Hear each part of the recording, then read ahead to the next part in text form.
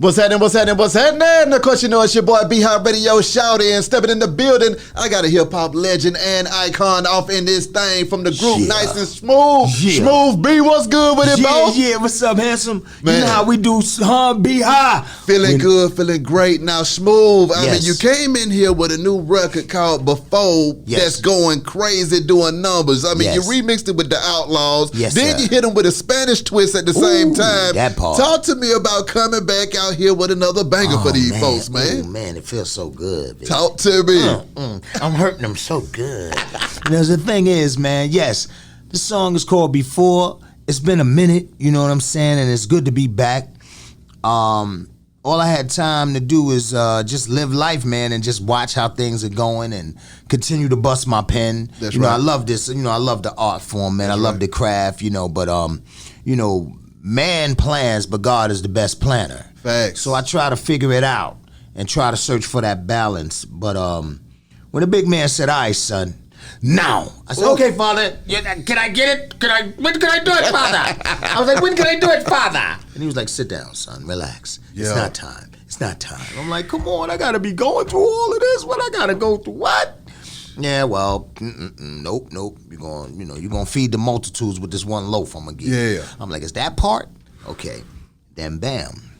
So, well, talk to me. Yeah, but the basic thing is Before is an introspective look into the world of Smooth B. That's why I call it Before. Ooh. You know what I'm saying? So then when I start off, like in the original version, you know, I flipped the hook, which is an interpolation of Sir Elton John. You know, Elton John got that joint. I guess that's why they call it the blues. So I'm like, well, I guess that's why they call it the blues. You know, right? And I said, when I was young, I had to beat the clock before. I was the first one with Pumas on the block before. That's right. I've been locked up before. I hit a nigga with a lock in a sock before. Oh!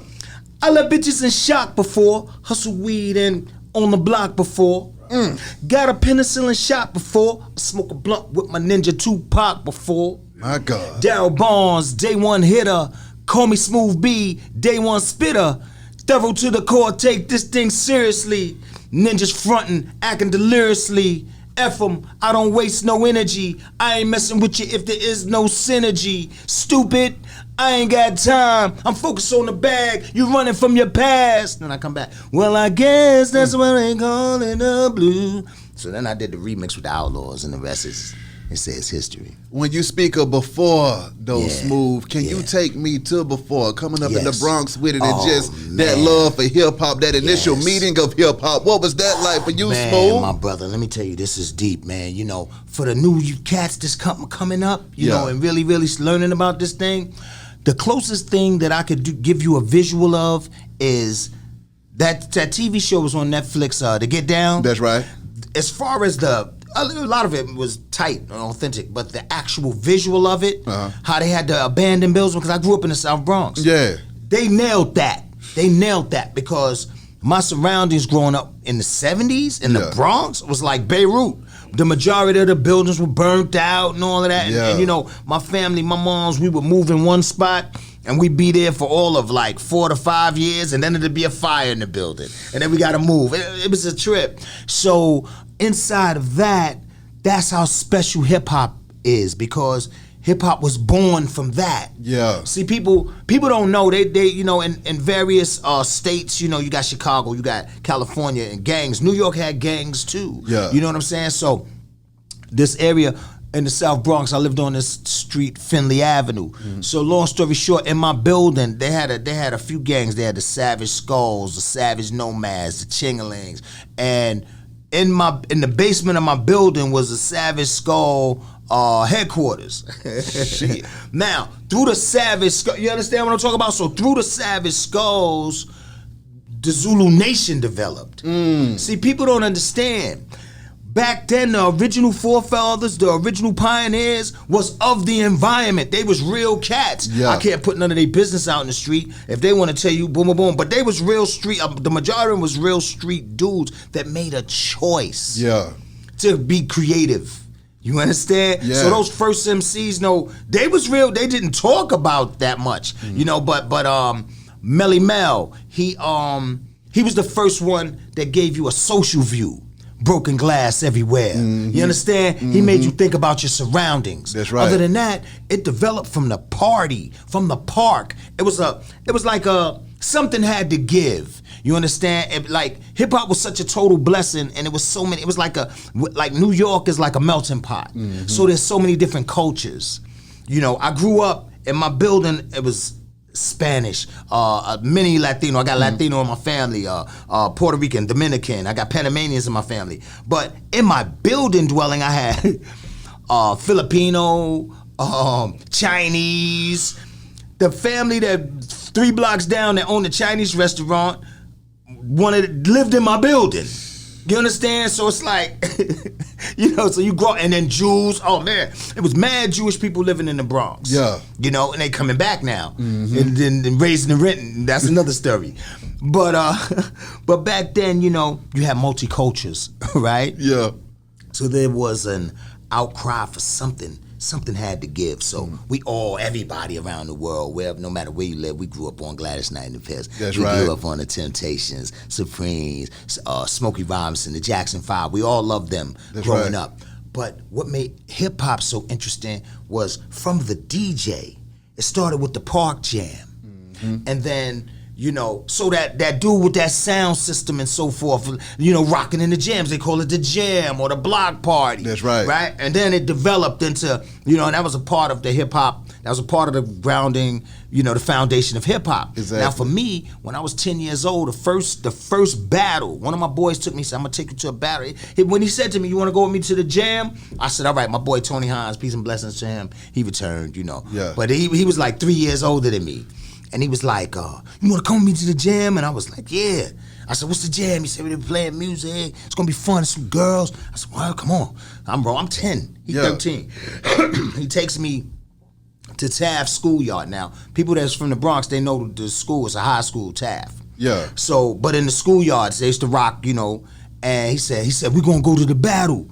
Now, that still flew over my head. But it was Kool Herc battling Flash. And back then it was DJ, called himself DJ Kool Herc and DJ Flash. That's right. And so imagine I get there.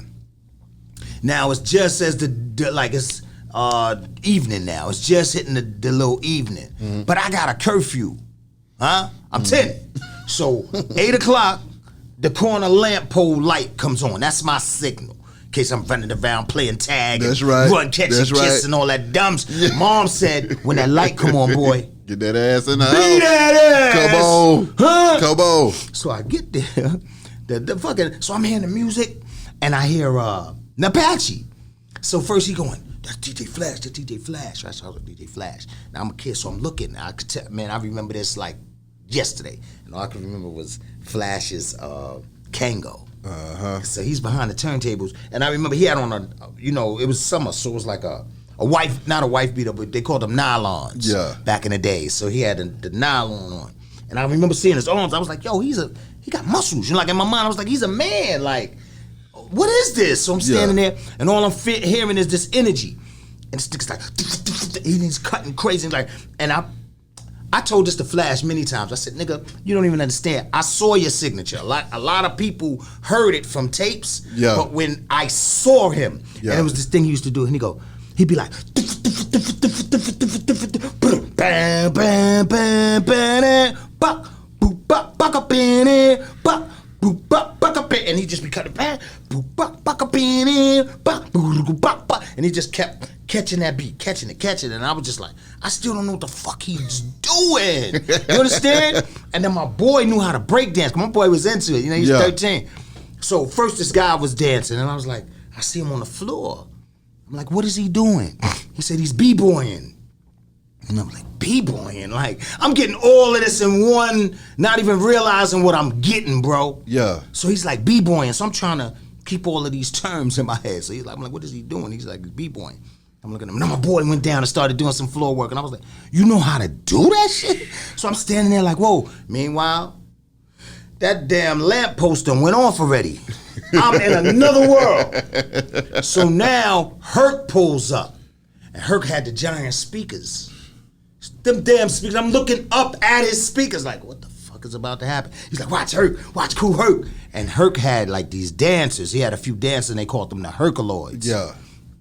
And they came and they started breakdancing and all that. And I was like, oh, this shit is amazing. And round about 10 o'clock, that's when all the girls started filling the park and coming in. And I was like, oh, shit, what the yo, this is lit. And then I said to him, and then it hits me, what time is it?